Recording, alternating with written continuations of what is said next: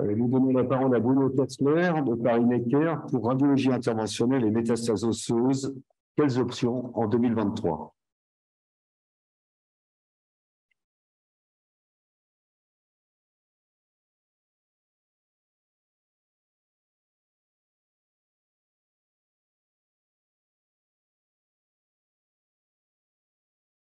Monsieur le Président, Monsieur le Secrétaire général, Mesdames, Messieurs les académiciens, merci de donner la parole à un radiologue interventionnel pour vous expliquer ce dont je m'occupe depuis une trentaine d'années qui me tient à cœur. Alors, le rôle des radiologues et la radiologie a beaucoup changé ces dernières années, comme toutes les spécialités. Passer du diagnostic avec des outils merveilleux comme l'IRM, le scanner et les ultrasons, qui permettent une résolution spatiale inférieure au millimètre, en particulier pour le scanner, et va permettre à certains d'entre nous d'aborder l'interventionnel, diagnostic par les biopsies, et plus loin, éventuellement, thérapeutique, et j'espère pouvoir vous en convaincre. Alors, voilà. Alors, les progrès thérapeutiques en oncologie ont été aussi assez spectaculaires, transformant certaines maladies cancéreuses en maladies chroniques, permettant une survie des patients, avec dissémination sous forme de métastases. L'os est un des cycles les plus fréquents, comme vous le savez, engendrant des douleurs massives, compression de terminaisons nerveuses, fractures pathologiques, libération d'agents chimiques, et évidemment entraînant une dégradation de la qualité de vie. La mobilité des patients est réduite dans plus d'un tiers des cas. Alors, quelles sont les armes à notre disposition? Là, que la consultation, j'y reviendrai. Les infiltrations qui méritent d'être mieux connues, qui marchent très bien, la cimentation, que vous connaissez mieux, les lissages, et les techniques d'ablation thermique par le chaud et le froid. Pour nous, la consultation, pour ceux qui veulent faire de l'interventionnel, c'est vraiment une révolution culturelle. Il faut expliquer ça à des gens qui ont l'habitude de voir des images. Donc, il faut appréhender, mieux connaître le patient. Évidemment, il va falloir valider l'indication, comme vous le savez, expliquer le déroulement de certaines procédures. Les patients peuvent avoir peur, on va brûler quelque chose, ils ont peur qu'on brûle un nerf à côté. Expliquer les bénéfices attendus, exposer les risques. On a une bonne adhérence en matière de cancérologie, à la fois du patient et de la famille. Parfois, j'utilise un dessin pour mieux faire comprendre les choses. Répondre aux angoisses, aux craintes, surtout laisser le temps de la réflexion. Il faut laisser quelques jours avant une intervention pour que le patient puisse se faire une idée et puisse bien adhérer. Alors, les infiltrations, ça mérite d'être beaucoup mieux connu. C'est quelque chose de très simple. C'est un geste, c'est même pas une procédure, c'est extrêmement simple. Ça se fait avec des aiguilles de 22 gauge, des aiguilles spinales. Et ce qu'on va faire, c'est qu'on va utiliser un mélange de xylocaïne 1 tiers et naropène 2 tiers. C'est mon petit mélange magique. On va en mettre plusieurs cc à l'intérieur de la tumeur et ça va avoir un effet à la fois diagnostique, la douleur vient-elle de là, on aura la réponse, et un effet thérapeutique, comme vous le savez, les effets vont bien au-delà des effets anesthésiques. Ça peut durer quelques jours, voire quelques semaines. Ça permet parfois de faire attendre un patient pour une procédure plus lourde, une ablation, parce qu'on ne peut pas toujours immédiatement programmer une ablation. Alors ça, c'est une patiente, vous voyez, ça marche très bien dans les douleurs costales. On repère avec un petit repère métallique où est la douleur. Ensuite, dessous, on trouve une métastase qu'on va traiter par infiltration. On infiltre la métastase, l'effet est immédiat, petite aiguille de 22 gauge. Et on peut pérenniser ça en brûlant les nerfs par de la cryo et de la radiofréquence ciblée, mais ça, je n'ai pas le temps de vous développer. Métastase osseuse scapulaire, vous la voyez ici dans le jaune, elle prend le produit de contraste, elle est passée, on infiltre, là, vous voyez, plusieurs cc, là, on a infiltré jusqu'à 12 cc, et vous voyez l'infiltration qui se fait au fur et à mesure. Hop, ça recouvre bien la tumeur. Effet immédiat, c'est ce que j'appelle l'effet Mère Teresa. On peut permettre aux patients maintenant d'attendre sereinement une amélioration. Alors, les consolidations, ça a commencé par un chirurgien, un couple de chirurgiens et un radiologue interventionnel, Deramon et Galibert, en 86, une technique française qui est partie aux États-Unis. Il y a milliers de patients qui en suivent. Ça a commencé dans les vertèbres, ça est allé ailleurs par la suite. Je ne vais pas en parler beaucoup, j'ai juste parlé de notre contribution à nous. Ça, c'est une métastase de C2. Vous voyez bien, il n'y a plus d'os, hein, vous l'avez bien, il n'y a plus de cortical, il y a presque une fracture à cet endroit-là. Le risque majeur, c'est la tétraplégie. Ce n'est évidemment pas une indication chirurgicale, les chirurgiens n'aiment pas aller à cet endroit-là. Nous, on l'a proposé sous anesthésie locale et bloc. Alors, ce qu'il faut, c'est éviter les vaisseaux, pouvoir aller là. C'est bien d'avoir, vous voyez, l'équipe qui s'occupe bien du patient, parce qu'il est quand même réveillé. L'avantage d'être réveillé, c'est que je n'ai pas de mauvaise surprise au réveil, et c'est quand même beaucoup plus simple que ce que font ce qu'on a proposé jusqu'à présent par voie transorale sous anesthésie générale. Croyez-moi, c'est se fait en une demi-heure. Voilà, ça c'est un deuxième patient. Vous voyez, destruction complète du corps vertébral, pas de mur postérieur, donc l'injection du ciment, il faut qu'elle soit prudente, mais la cimentation possible est réalisable. 3 semaines après, il arrive pour l'intervention.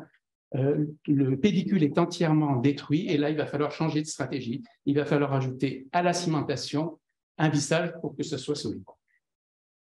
On peut faire ça, là c'est un patient, vous voyez, cancer de la prostate, parfois des lésions ostéolytiques. C'est surprenant. Il a à la fois une lésion sur l'odontiaïde et une deuxième lésion sur C1.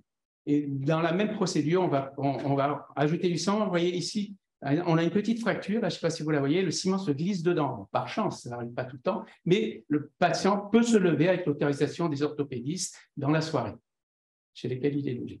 Deuxième site historique, c'est le cotyle. Ça, c'est très simple. C'est par là qu'il faut commencer, c'est par là qu'on apprend aux patients de le faire. Petite aiguille, tout le long, on anesthésie, on remplit de ciment, comme vous pouvez le voir en bas. Il ne faut pas que ça file dans l'articulation, parce que ça, c'est catastrophique. Sinon, voilà. Et puis, quand c'est beaucoup plus complexe, là, on rajoute une vis. Quand il y a une fracture et que ça ne va pas tenir. Mais ça, on le fait que depuis quelques années. Patiente que je faisais avant, vous voyez, on essaie de mettre du ciment. Je ne sais pas si vous voyez au bout des... Voilà, tout ça, c'est le ciment en blanc qu'on rajoute. C'est des patientes qu'on a suivies 7 années, ça, parce que le cancer du sein, c'est devenu chronique. Donc, on les voit, on les cimente, on arrive à les suivre. Évidemment, quand c'est beaucoup plus complexe, pour les branches iliopubiennes, ischiopubiennes entièrement détruites, comme vous voyez ici, à ce moment-là, il faut cimenter et mettre une vis. Voilà. Ça, c'est une très bonne indication. De nouveau, pas une indication chirurgicale. La radiologie interventionnelle, dans ce domaine, elle vit des non-indications chirurgicales, en général. Le sternum, c'est beaucoup plus compliqué. Alors là, je fais une radiofréquence bipolaire en même temps. Pourquoi? Parce que je vous l'expliquerai tout à l'heure. Voilà, on cimente et voilà le résultat. Ça consolide le sternum, c'est immédiat. Les métastases sont extrêmement douloureuses. À la moindre respiration, au moindre mouvement du bras, c'est extrêmement douloureux et là, le patient n'a quasiment plus mal.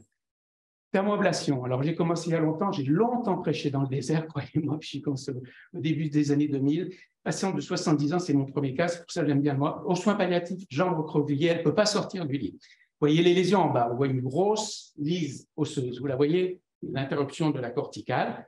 C'est une lésion extrêmement virulente, puisque 6 mois avant, il n'y avait rien. Radiofréquence, une fois avec 3 aiguilles, une fois avec une aiguille, et vous voyez que ça chauffe, hein, parce que ça, c'est la vaporisation. Ce que vous voyez en tout noir, c'est de la vapeur pure. Donc, vous voyez que ça chauffe énormément. C'est vraiment, ce ne sont pas des... Voilà. Et puis alors, le lendemain, elle est au lit, elle va se lever, elle me prend dans les bras, elle me remercie. Et donc, si vous regardez maintenant le contrôle à 4 mois, regardez, ces lésions-là, elles sont stérilisées. Donc, il y a un pourcentage carcinologique de cette technique. Et par contre, il apparaît d'autres lésions, c'est une maladie générale. Et c'est cette maladie-là qui va tuer la patiente. Les côtes, ça marche très, très bien. Compliqué aussi pour le chirurgien. Pour nous, c'est antalgique, mais on va les brûler. Alors, qu'est-ce que je fais? Je fais un bloc intercostal à 3 niveaux. Ça fait pas mal ensuite. Je brûle. Et puis, là, les EVA descendent de 8 à 2 chez ces patients. Voilà. Alors, là, c'est des publications. On a été dans les premiers à le faire avec les Américains. Par contre, pour le micro-ondes, on a été la première équipe parce qu'on a eu le premier micro-ondes à visée osseuse.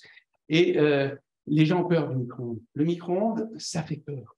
La radiofréquence, on la connaît bien, vous la connaissez, c'est comme le bistouri électrique, il faut que ça conduise. Donc, quand ça ne conduit pas, quand il y a trop de vaporisation, ça s'arrête. Le micro-ondes, ça ne s'arrête pas, ça va 10 fois plus vite, ça permet de traiter des grosses lésions. Je vous donne un exemple.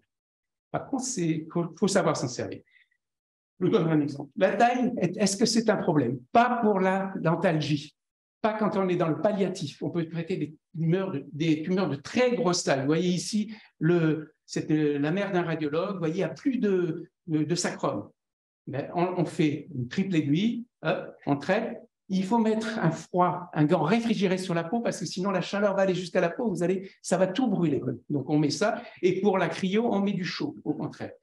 Là, quand j'ai retiré la première aiguille, tout de suite après l'intervention, il y a une espèce de geyser de débris cutané qui m'est arrivé. C'est très, très fort. C'est des choses qui sont puissantes. Mais la patiente a été tout seul, je pendant 4 mois, puis on l'a reprise pour 4 mois. Regardez la différence entre la radiofréquence et le micro-ondes. 35 minutes pour la radiofréquence. Pour une boisson, on est dans du palliatif, bien évidemment.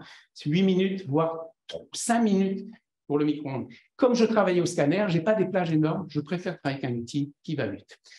Curatif. Pour les petites lésions, c'est certain, ça a été prouvé, il y a des travaux là-dessus. Regardez cette petite lésion ici. On la traite, 2 minutes de traitement. Vous voyez ce que ça donne après l'IRM. Vous voyez cette grosse couronne qui entoure, la lésion est détruite et elle est à l'intérieur. Ça, c'est curatif. On a un suivi depuis 3 ans chez cette patiente. Et c'était il y a fort longtemps. Les lésions ostéocondensantes, on ne peut pas faire grand-chose. Ça fait très mal, la vertébro ne sert à rien. Voici la lésion. Et regardez, ça, c'est le contrôle. Pareil, le produit de contraste, il est autour de la lésion nécrosée. La lésion est entièrement nécrosée. C'est une radiothérapie de l'intérieur. Voilà, vous voyez bien que ça entoure complètement la lésion. Ça, c'est une patiente qui avait 76 ans, qui était au lit, qui a sa vertèbre, elle a entièrement détruite. D'accord? Je mets du ciment, mais comme je vais faire la radiofréquence ailleurs, avant, je vous expliquerai pourquoi, je mets un thermocouple ici.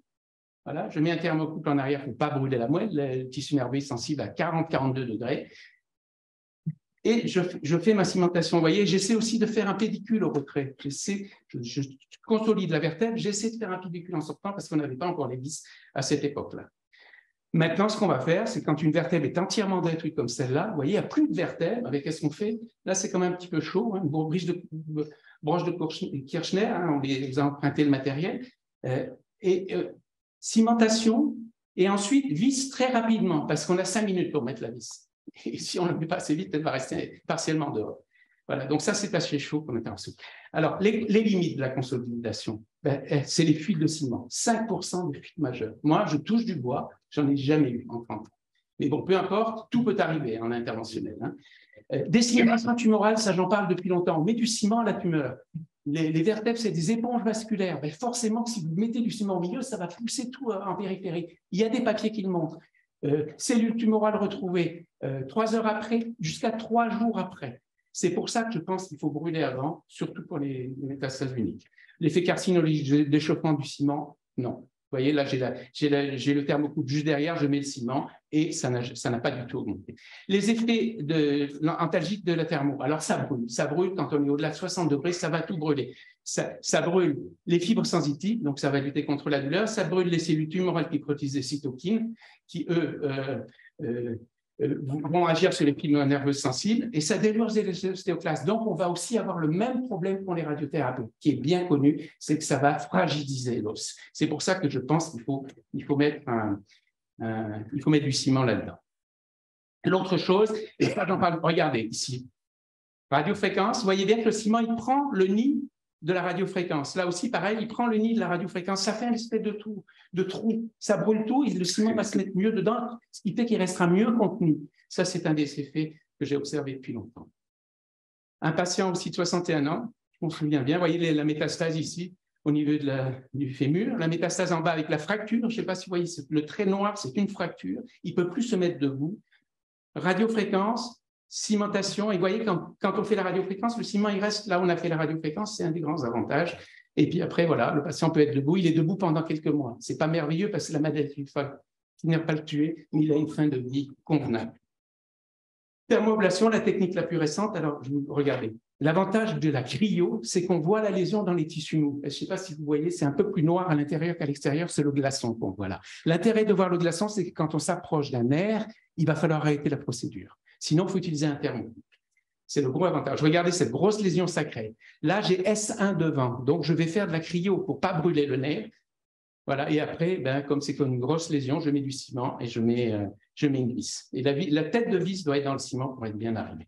Alors, les avantages, bon, j'espère que j'ai pu faire passer le massage, destruction des cellules, mais surtout, je pense que ça cautérise les veines en pourtour et ça évite que ça parte. Donc, dans une lésion unique, surtout pas que cimentation. La cimentoplastie, c'est tout l'effet de consolidant, et ça, je ne vais pas en parler. Alors, il y a beaucoup de papiers, on y a pas mal contribué, il y a beaucoup de choses dans la littérature. Enfin, j'ai longtemps prêché dans le désert, mais ça va un petit peu mieux. Là, je vous montre juste ce cas-là, et j'aurai fini. Vous voyez la radiofréquence, comme elle va beaucoup plus loin que le ciment. Elle entoure toute la lésion. Le ciment, c'est consolidateur, mais la radiofréquence, c'est tout autour. C'est pour ça qu'on a des résultats au long cours. C'est une espèce de radiothérapie localisée. C'est pour ça qu'on a un effet curatif. Voilà, on peut combiner les techniques. Quand c'est des tumeurs très vasculaires, on peut faire une embolisation avant. hein, par exemple pour les cancers du rein, ça c'est évident.